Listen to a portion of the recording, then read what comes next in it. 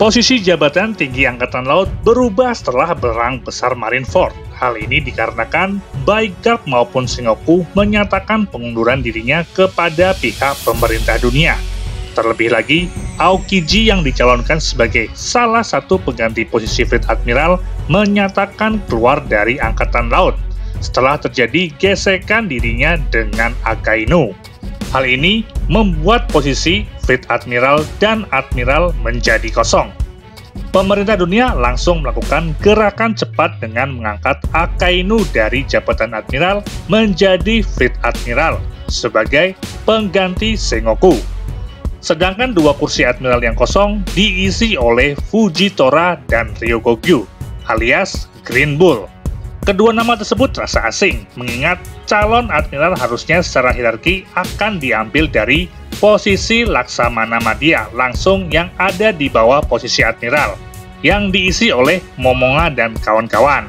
Nah, dengan dipilihnya Ryokogyu dan Fujitora sebagai admiral, maka dapat disimpulkan bahwa kedua nama tadi jelas memiliki kekuatan tempur di atas Laksamana Madya yang ada saat ini. Jabatan seorang admiral adalah jabatan tinggi di Angkatan Laut. Hanya dengan menyebut namanya saja dapat membuat orang-orang termasuk bajak laut dibuat merinding. Hanya seorang Yonko dan para komandan divisinya yang kekuatannya dapat disejajarkan dengan admiral. Nah, sebelum time skips, ada 3 admiral yang sudah kita ketahui, yaitu Akainu, Aokiji, dan Kizaru. Ketiganya merupakan pemakan buah iblis tipe Logia.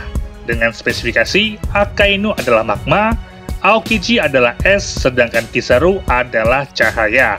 Ketiganya bisa dibilang memiliki kekuatan yang seimbang satu sama lain. Namun, jika dipilih yang terkuat, maka sosok Akainu lah yang akan muncul. Di samping memiliki kekuatan buah iblis Logia dengan tipe terkuat, sosok Akainu yang arogan dan bertangan besi cocok membuat tokoh yang satu ini menjadi overpower. Sedangkan setelah time skip, posisi admiral diisi oleh Kizaru, Fujitora, dan Ryokogyu. Dengan Kizaru yang bertipe Logia, sedangkan Fujitora merupakan pemakan buah iblis Paramecia dengan kekuatan gravitasi. Maka, sosok Ryokogyu kemungkinannya adalah pemakan buah iblis dengan tipe Zoan. Ya, itu diperkuat dengan julukan yang dimilikinya, yaitu Green Bull. Kemungkinannya juga adalah tipe Zoan milik Ryokogyu adalah Zoan langka, seperti Minosaurus misalnya. Namun, informasi yang menyebutkan dirinya tidak makan selama 3 tahun dan suka berjemur membuat sedikit agak membingungkan. Karena umumnya, makhluk hidup membutuhkan makanan untuk bertahan hidup. Jangankan 3 tahun, 3 hari tanpa makan makhluk hidup bisa lewat.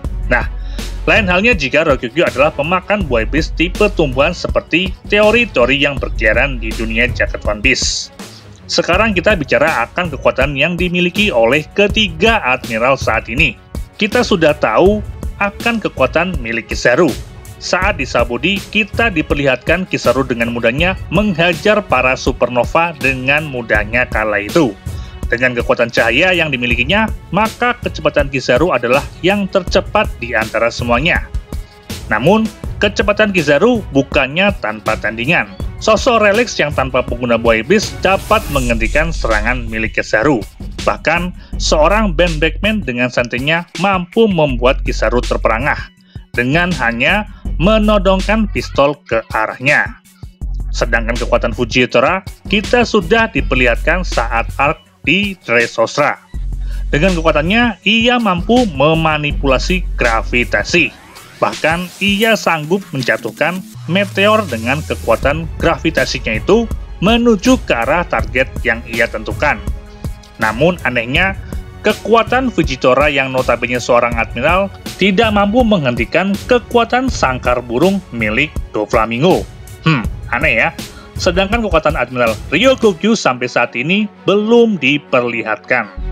Namun, arahan dari Akainu untuk menghajar Fujitora dan membawanya ke markas besar Angkatan Laut saat di Mareja cukup membuktikan bahwa kemungkinan kekuatan Ryokogyu setingkat di atas Fujitora. Namun kemungkinannya juga kekuatan Ryokogyu setingkat masih di bawah milik Kizaru. Karena saat Akainu berkomunikasi dengan Ryukokyu, Kizaru terlihat sedang bersama Akainu di markas Angkatan Laut. Mungkin untuk mengurus Fujitora yang tidak mengikuti arahannya, cukup seorang Ryukokyu untuk mengurusnya. Bagaimana pendapat kalian? Terima kasih sudah menonton dan salam gomu-gomu.